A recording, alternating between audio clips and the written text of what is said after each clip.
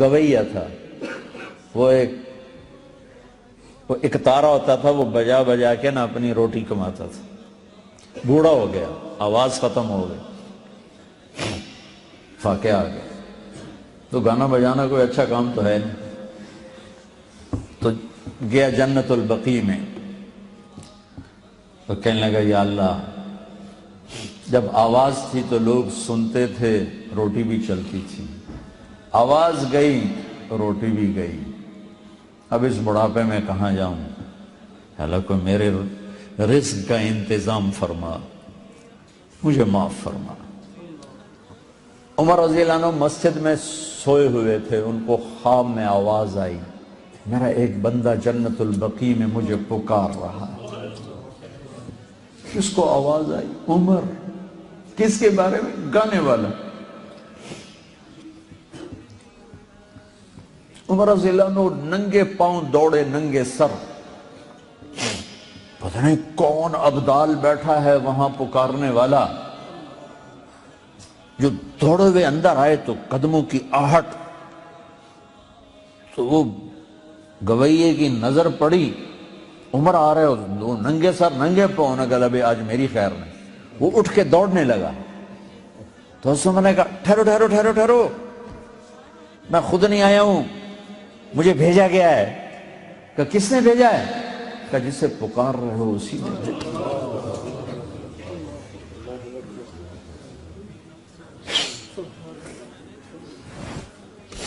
وہ بوڑھا بیٹھ گیا، کہنے لگا واہ میرے رب، ساری زندگی تیری نافرمانی کی، آج تجھے پکارا تو اپنے پیٹ کی خاطر پکارا، اور تو نے اتنا بڑا میرا اعزاز، اتنی بڑی مجھے عزت دی.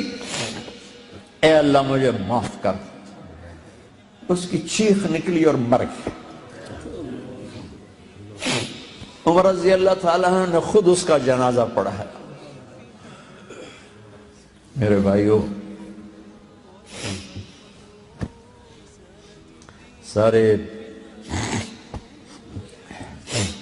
سارے قرآن کا خلاصہ ہے کہ اللہ کو پالو.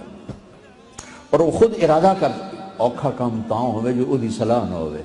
وہ تو ارادہ کر چکا ہے کہ میں تم سے پیار کرتا ہوں، تو بھی آ جائے، توبہ کر لے، ہماری صلح ہو جائے، معافی مانگ لے، سب معاف ہو جائے. اور اتنا کھلا میدان دیا ہے. میرے تمہارے تو گناہ ہی تھوڑے سے. کہتا ہے لو بلغ الذنوب عنان السماء، میرا بندہ اتنے گناہ کر، میری بندی اتنے گناہ کر کے آسمان کی چھت کو لگا دی. ہے کسی ادا اتنا حوصلہ؟ اتنے کا اللہ کی قسم سارے فرشتے کافر ہو جائیں، مسلمان بھی کافر ہو جائیں، کافر تو پہلے ہی کافر ہے، جن بھی کافر ہو جائیں، قیامت تک زندگی ہو، اور سارے مل کر گناہ کریں، آسمان چھوڑ سورج تک نہیں پہنچا سکتے. اور میرا اللہ کہتا ہے ایک مرد ایک عورت اتنے گناہ کرے کہ آسمان کی چھت کو لگا دے. ساری دنیا کہے پکا دوست تھی، اور اللہ کہے میرا بندہ سر ایک دفعہ آدھی زبان سے کہہ دے یا اللہ معاف، تو میں سارے ہی معاف کروں گا. ولا والی. یہ کون تلاوت کر رہا ہے؟ تو مجھے کہا گیا حارثہ بن نعمان کر رہے ہیں، حارثہ بن نعمان. تو آپ نے سوچا، فرمایا کہ حارثہ تو ابھی زندہ ہے، مرا تو نہیں کہ اس کی روح جنت میں آ گئی اور تلاوت کر رہی، وہ تو زندہ ہے مدینے میں. تو یہ قرآن کی تلاوت دیکھو، تمہیں سنانے کے لیے کتنا بڑا ساؤنڈ سسٹم لگا ہوا ہے. ہم تھوڑے سے بچے ہو، ادھر بچی ہوں گی، مسورات ہوں گی، اور جنت ساتویں آسمان پر، مدینہ زمین پر، اور حارثہ کی آواز آپ جنت میں سن رہے ہیں. کیڑا لاؤڈ سپیکر آئی، کیڑا ساؤنڈ سسٹم آئی، اور وہ سنو. کہی یہ کیا بات ہے، حارثہ تو ادھر گھر بیٹھا ہوا ہے.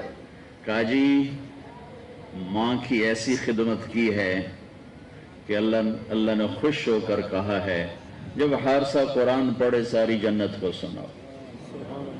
ہاں، ساؤنڈ سسٹم کیا تھا؟ ماں کی خدمت، ماں کی دعا. ایک روایت میں آتا ہے کہ صحابہ میں دو سب فرما بردار تھے، پر دو جو تھے نا وہ آؤٹ سٹینڈنگ تھے، ایکسٹرا آرڈینری تھے.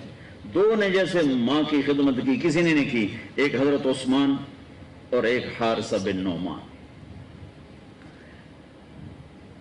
حارثہ بن نعمان کا حال یہ تھا کہ بیوی گھر میں اسے نہیں کہتے تھے میری ماں کی خدمت کر، ہے بھی نہیں.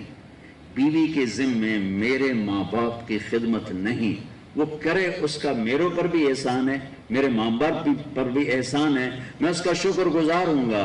لیکن اگر وہ کہے کہ میں نہیں کر سکتی تو وہ مجرم نہیں ہے، نافرمان نہیں ہے. ہمارے ماحول میں تو اس کا تصور ہی نہیں ہے. ساری لڑائیاں ہی اسی پر ہیں کہ میں نے چائے نہیں پوچھ دی، میں نے سلام ہی نہیں کر دی، میرے کپڑے ہی نہیں دھون دی. ایک گھر میں یہاں تک طلاق پہنچ گئی تھی، ہو رہی تھی، اللہ نے مجھے میں ذریعہ بنا کہ ساس نے یہ آگ لگائی تھی، اے پیکے جاندی میرے کو پوچھ کہیں نہیں جاندی، اور بیٹے کو اتنا بھرا کہ وہ طلاق دینے پہ آ گیا. میرا چونکہ تعلق واسطہ تھا، میں کہا تیرے کو پوچھ کے جاندی ہے؟ میں کہا جی جاندی. اور میں کہا یہ کو پوچھنا تو ضروری نہیں، یہ تیرے کو پوچھ کے نہ جاوے پھر یہ گناہگار ہے. وہ تیری ماں سے پوچھنا اس کے ذمے نہیں ہے، کیوں پاگل بنتے ہو؟ ہر اللہ کے واسطے دین پڑھو. تم نے صرف تسبیح پھیرنے کو اسلام سمجھا ہے، نمازیں پڑھنے کو اسلام سمجھا ہے. یہ تو 2 گھنٹے کا کام ہے نماز پڑھنا. پوری زندگی سیکھو بچے، تمہاری شادیاں ہونے والی ہیں، اور ہمارا سسرالی معاشرہ بہت ظالم ہے. میں درد سے بولتا ہوں، اسی ملک میں رہتا ہوں، اپنے خاندان میں دیکھتا ہوں، باہر دیکھتا ہوں، پھر کہانیاں سنتا ہوں، فون سنتا ہوں. اب تو سننے چھوڑ دیے، میرا کلیجہ پھٹ گیا. میں کسی کے آنسو کہاں جا کے پوچھوں.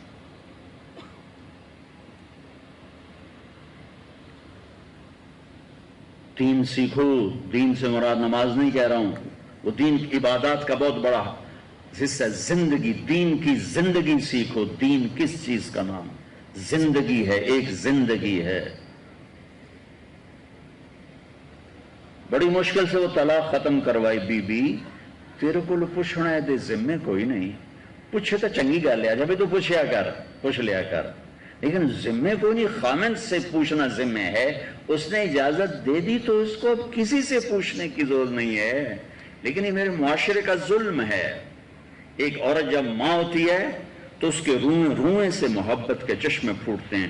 جب وہ ساس بنتی ہے تو میں درد سے کہہ رہا ہوں، طنز سے نہیں، درد سے. مجھے درد ہے، مجھے اس کا بھی درد ہے کہ اگر یہ میری بہن اس حال میں مر گئی تو اس کی نمازیں اس کو آگ سے بچا نہیں سکیں گی. تو اس کے روئیں سے آگ نکلنا شروع ہو جاتی، نفرت بھر جاتی. ایسا کیوں ہے؟ حارثہ بن نعمان کی تلاوت جنت میں کیسے پہنچی؟ بیوی سے نہیں کہتے تھے میری ماں دی روٹی پکا، میری ماں دا سالن. خود بناتے تھے، خود بناتے تھے. ماں کا سالن بھی، ماں کے لیے سالن بھی، ماں کے لیے روٹی بھی. اچھا پھر یہ نہیں کہتے تھے اماں جی آ کھا، اس کے سامنے بیٹھ کے نوالے توڑ کے ماں کو خود کھلاتے تھے. ماں کے کپڑے خود دھوتے تھے، ماں کو تیل خود لگاتے تھے، ماں کے سر میں کنگھی خود کرتے تھے، اور جوئیں تک نکال کے مارتے تھے. اب یہ لوگ کہتے ہیں اسی ویل نہیں ساڑی بیوی کرے. تجھے لعنت ہے تیری اس مصروفیت پر جو تجھے ماں کے لیے ٹائم نہ دے سکے. کون سی مصروفیت ہے تمہاری ماں قیمتی ہے یا تیری دکان قیمتی ہے؟ وقت نکال. اپنی ماں اگر زندہ ہے وقت نکال. حارثہ کی آواز جنت میں کیسے پہنچ؟ ماں کے یوں خدمت. اور آخری بات، جب کوئی ماں کے حارثہ بیٹھا یہ ذرا کر دینا. اب ان کو سمجھ میں نہیں آیا کہ ماں نے کیا کہا، تو کبھی نہیں کہا ماں جی کیا جی، میں نے سمجھ نہیں آیا.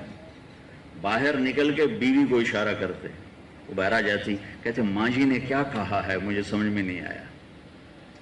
دوبارہ دہراتے نہیں تھے. امام زین العابدین اہل البیت آل الرسول، جگر گوشہ حسین، جن سے ان کی نسل چلی، ایک ہی تو بچے کربلا میں، سب تو ذبح ہو گئے. ساری رات رویا کرتے تھے، ساری رات. ایک دن ان کے خادم نے کہا حضرت اللہ نے آپ کو بہت رزق بھی دیا، عزت بھی، बादशाही भी, दीन की भी दुनिया। अब क्यों सारी रात रोते हैं? तो फिर रोने लगे। कहा मेरे दोस्त, याकूब अलैहिस्सलाम का एक बेटा गुम हुआ था, यूसुफ, और वो भी मिल गया था, तो 40 साल रो रो रो रो उनकी आंखें खत्म हो गई। मुझे कहते हो मैं क्यों रोता हूं? मैंने अपने सारे घर को अपनी आंखों के सामने ज़बह होते देखा है, उनके सरों को नेज़ों पे चढ़ते देखा है।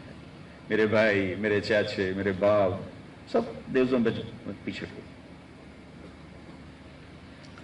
मैं कैसे न रोऊं? ये मां के साथ बैठ के खाना नहीं खाते थे। बड़े ऐब की बात है अरब में अलग अलग प्लेटों में खाना खाना। ये हमारे अजमियों का रिवाज है, अपनी प्लेट चाहो तो विच पाओ, वो कट्ठे खाते हैं। तो किसी ने कहा हजरत आप मां की वैसे तो इतनी खिदमत करते हैं, उनके साथ बैठ के खाना क्यों नहीं खाते? कम मुझे डर लगता है कि कोई ऐसी बोटी ना उठा लूं जिस पर मेरी मां की नजर पड़ चुकी हो और मैं उठा के गुनाहगार ना हो जाऊं। मैं इसलिए मां के साथ खाना नहीं खाता कि कहीं मेरा